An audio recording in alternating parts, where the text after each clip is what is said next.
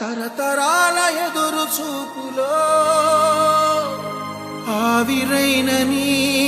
కన్నీళ్ళు ఆనవాళ్ళు ఈ సంకెళ్ళు. కొణిదెల పవన్ కళ్యాణ్ అనే నేను శాసనం ద్వారా నిర్మితమైన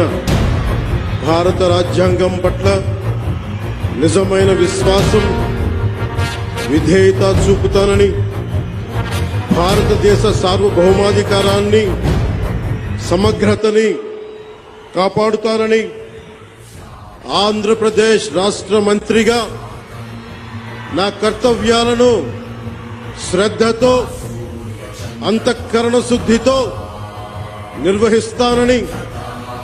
భయం గాని పక్షపాతం గాని రాగద్వేషాలు గాని లేకుండా